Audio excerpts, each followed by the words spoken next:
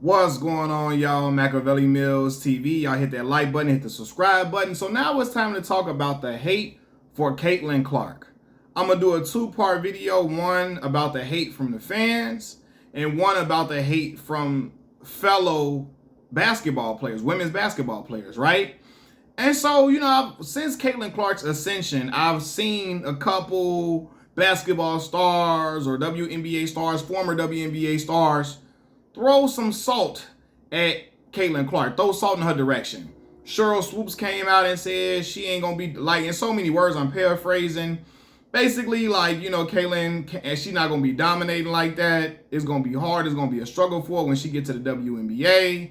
And a lot of people didn't like that. Like, yo, just praise the young lady for what she's doing for the game of basketball, for women's basketball right now. Why are you already trying to criticize her and critique her not being able to play at the next level? It's people that didn't like that, in particular Iowa fans, right? And so today I'm reading a quote from Diana Taurasi, the great Diana Taurasi, where Diana basically said reality is coming. She said, you look superhuman playing against some 18-year-olds, but you're going to come play with grown women that have been playing professional basketball for a long time, right? And I'm like this, hold on, man. Every player that has come out from school, come out of college, have been playing against 18, 19-year-old, 20-year-olds. Everybody, right? And so everybody in college are playing against college-aged people, unless, you got some way, way older folks, right? So, okay, that should be a criticism for every great player that's coming out of college.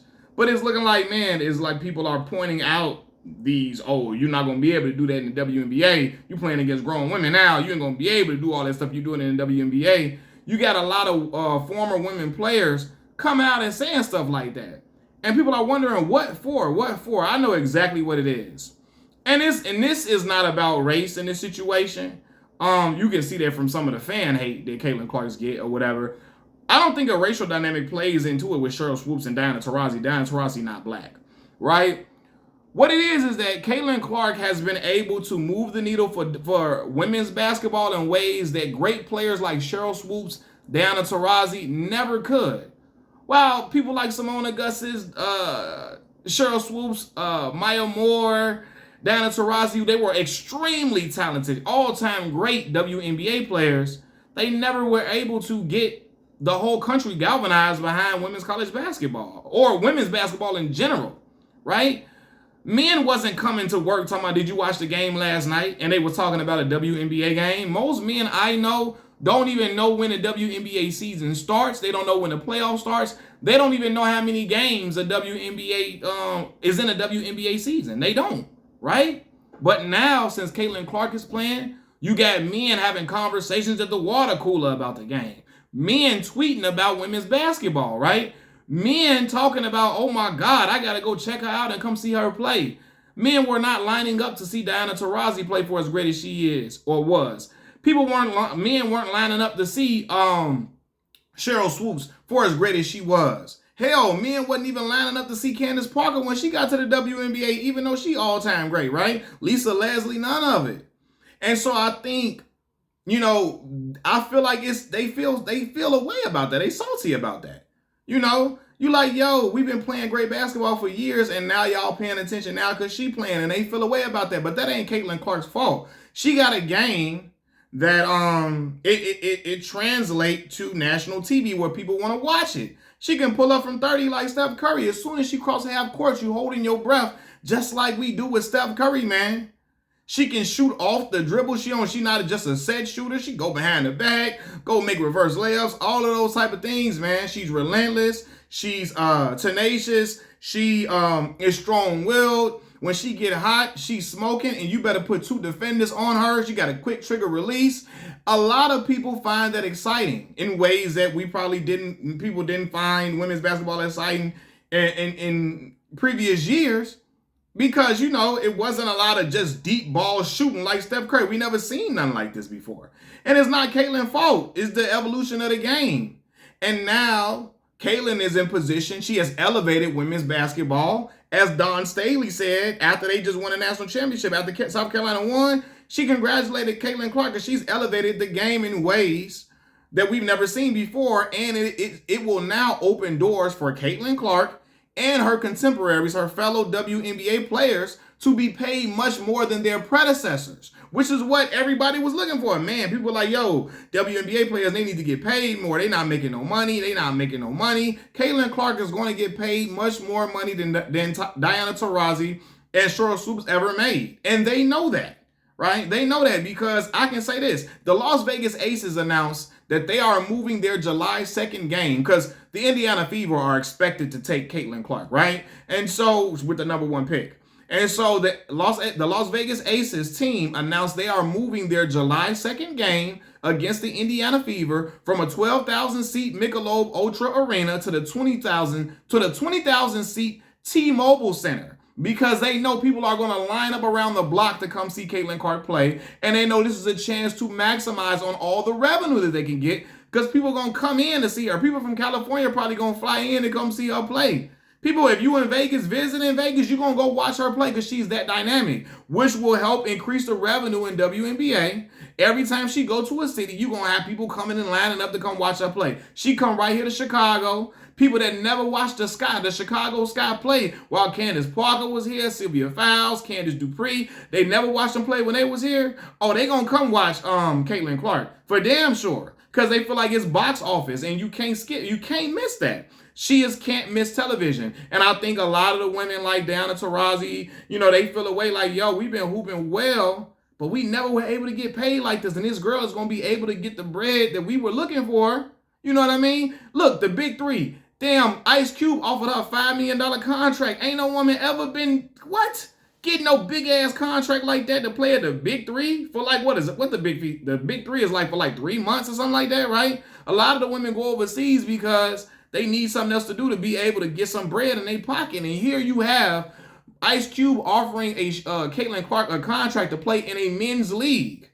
You know what I mean? And I think they feel a way about that. Like, damn, I wish I was able to get that money. Now they're older and their best years are behind them. So they feel a way. They got a grudge against that they weren't able to get that cake. But they got to cut it out, man. I understand y'all wish y'all would have made more. But just be happy for these young women a young woman like Caitlin Clark elevating the game, the women's game, to where you could possibly see a sold out arena one day for a women's basketball game, something that we never thought we would ever see happen, man. Men used to make jokes about women's college basketball. People would say stuff like the women's basketball game is like the white crayon. It's useless. A lot of people would say that. Now you got men tuning in. My father calling me talking about the game. My homies in from college calling me talking about the game. My fraternity brothers calling me talking about the game. And I'm watching all of them talk about it on Twitter, on Facebook. You got people posting the game highlights on Instagram. All that, man. And it's great because we always said, man, listen, WNBA lose a lot of money. People always say that, okay, women need to get paid more. Now you got somebody that can help build the product, that can help the brand reach new heights. Like Magic Johnson and Larry Bird and them did for the NBA. Michael Jordan did for the NBA. Caitlin Clark has that opportunity because she is a generational talent that you can't miss. And I think it's very unfortunate that you got women throwing shots at her instead of congratulating her. But this all reminds me in similar fashion to LeBron James.